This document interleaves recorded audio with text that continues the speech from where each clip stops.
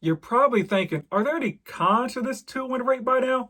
Well, in today's episode, we're going to use a real life example to explain what a 2-1 rate buy down is, or 3-2-1 rate buy down is, how it actually works, why anyone would offer it to you, and the potential cons you can run into. Because everyone's touched on the pros, but I want to get to the cons, as well as a solution to the potential pitfalls. We're also going to touch on the kissing cousin of the 2-1 rate buy down, which is marry the house, date the rate, because refinances are not guaranteed. Anyone that says that they are is lying to you for your business. If we're just meeting, my name is David. I spent 7 years in the real estate industry as a loan officer, underwriter, and now a realtor. So yes, that is the whole home buying process from rooter to tutor. I've also purchased multiple homes myself, but most importantly, I've helped hundreds of folks like you in real life buy their first home, not just talk about it on the internet. Let's go get those keys. Welcome back to House Rich, the first time homebuyer show where we provide you actionable steps in layman's terms to buy your first home. The 2-1 rate buy down. Here's how it works. Let's say right now the average rate is 7.5. Well, with a 2-1 rate buy down, you buy down the rate year one, 2 points down to a 5.5%, and then year one, it goes up to a 6.5%, and then year three, it goes back to the normal rate. Now, here's the math behind this and why it doesn't make any sense for you to do a 2-1 rate buy down yourself. It's something that's always paid for by the lender or the seller. I'll get to the real life example in a second, but let's use a hypothetical one to make the numbers easy.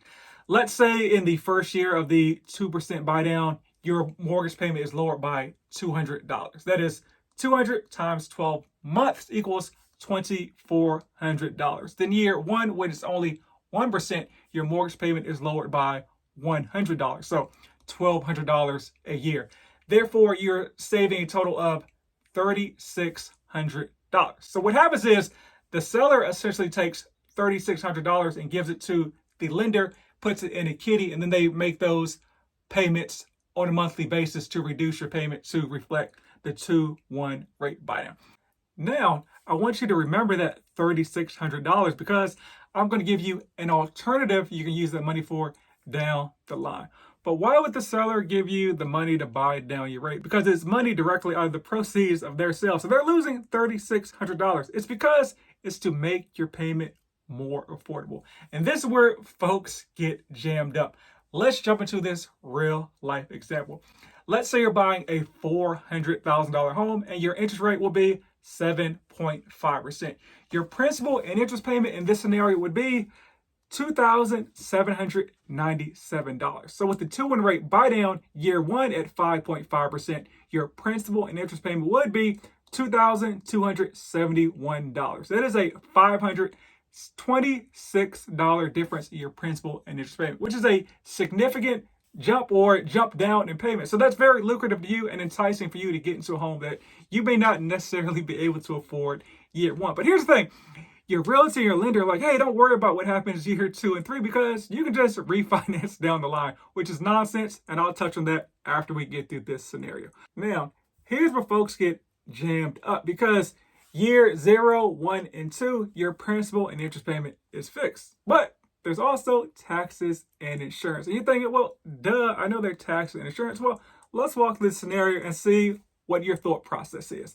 Let's say year 0, your taxes are going to be $500. So therefore, your monthly payment will be $2,771. And they'll show you year 1 and year 2 with the $500 taxes payment as well. So year 2, where your payment is 7.5%, your all-in payment will be $3,297. And once again, that is a payment that may have been borderline or a little too rich for your blood, but you're getting this 2-1 rate buy down, and you're like, okay, I can at least work it the first 2 years, and I, of course, can just refinance in the future because my realtor told me I could. Well, my advice is maneuver as if you're still making that $3,297 payment in year 2. And what you need to do is take that additional $526 that you're saving and just put it off in a kitty for the inevitable rainy day. Like, let's say something breaks in the home, you need to fix it. Let's say, unfortunately, you lose your job, or you just a rainy day fund.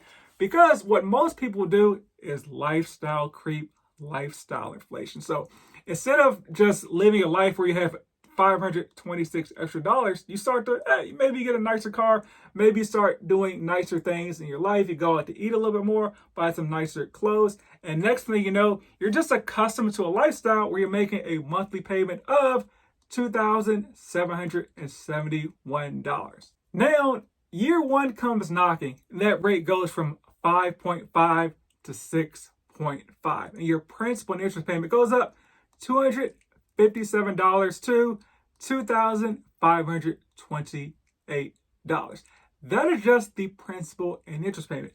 As a first-time homeowner, you'll soon realize that your taxes and insurance go up every single year. So your payment went up $257, principal and interest, but also your insurance is probably going to go up another extra $100. So now the payment on paper the lender showed you was actually $3,028 for year one, but in actuality it's $3,128. So in year one, we're almost at the payment that was a little bit unaffordable for you in year two. And once again, maybe you can maneuver with this, but there's still a little bit of lifestyle creeping in. Maybe you peel back a little bit. But here's what happens. Year two hits and the chickens come home to roost. I'm a realtor in Dallas and would love to help you reach your goals of home ownership. So click the link in the description and just schedule a call no matter where you are on your journey. Not in Dallas? No worries, I can help connect you with a vetted realtor in your local jurisdiction as well. And feel free to share with friends, family, and foes. Everyone gets love. Your payment goes back to 7.5%. And now your principal and interest payment has gone up the whole $526 from year one. But also, those taxes and insurance keep going up and well. Let's say they go up another $100. 2 years ago, when you looked at this monthly payment, it was only $3,297 and maybe a little bit unaffordable to you. But now it is $3,497. That's a potentially almost an $800 increase in your payment. That is payment shock out the wazoo. That's something you need to be ready for. This is why I recommend maneuvering years 0 and year 1 as if you're making the same payment you would be in year 2, because refinances are not free and they're not guaranteed. The lender and realtor never points out to you that you got to pay a couple $1,000s to refinance. Now, you can pay the couple $1,000s at closing. No one really does that. But what happens is you typically will roll the refinance costs into the principal balance. So this increases your principal and interest payment as well. This is why you'll never ever see the payments that the lender shows you in year 1 and year 2, because even in the most optimistic scenario where in 2 years you can refinance back down to the original 5.5% interest rate, you're tacking on a couple $1,000s to your principal and interest payment. And also, here's the other thing. In a second, I'll explain where the Federal Reserve, who is the one that really is controlling rates, think rates will be in 2025, but no one can actually predict where things will go. Because if you ask somebody in 2021, would rates in 2023 be 7.5%? They would have said, no way. And if you had asked somebody in 2017, when I got into the mortgage industry, in 2020, will rates be in the high 2%? They'd be like, no way. Rates have never been that low historically. So let's talk about rates historically for a second. When I got into the industry in 2017, a good rate was like 5%. It may have dipped into 4% as well. That is where your mindset needs to be as far as where interest rates are. And why is that? Here's a quick crash course of how interest rates work. So the Federal Reserve sets the benchmark rate or the cost to borrow money. It doesn't directly impact mortgage rates. It impacts short-term lending a little bit, but it impacts it, but not directly, right? So rates were so low during COVID because the Federal Reserve lowered the cost of our money to almost 0%. Before that, it was always in like the 2 to 2.5% threshold for banks. And of course, banks tack on their margin, and then that's why you see like a 4 and 5% rate. Rates are so high right now because the Federal Reserve is trying to fight inflation to get it back down to the 2% mandate that they have received from Congress. It's going very well, the fight against inflation. We're down to like the 3s right now, but they don't think they'll get to that 2% goal until sometime in 2025. Congratulations, rates will be high, I'm doing air quotes, until about 2024, 2025. So rates may be 5.5%, they may be 6.5%, who knows in 2025. The most optimistic prediction I've seen was from the Mortgage Bankers Association. They thought rates may be like 5% in 2025. But once again, who knows, Putin may do something. There's a war going on right now. Long story short, don't ever buy anything with the assumption you can refinance down the line. That's something irresponsible financial, air quotes, professionals tell you in order to close the deal, because they get paid that commission at closing. And if they're a lender, it's a win-win for them. Like, they get the commission for closing the loan, and if rates do go down, you get to double back and refinance with them. But it may not be refinancing down to that low level you thought about. Oh, and I mentioned the $3,600 from the beginning of the episode. What you can also do with that money is just do a permanent rate buy down. It may not be the whole 2%, but you can use that $3,600 maybe to buy down the rate 1% or 3/4%. And here's the thing: use that money now to get down to that 6% rate, and maybe you don't have to spend another couple $1,000s to refinance in the future. So make sure you're weighing all of your options. And as always, buy land. Rumor has it they're not making any more.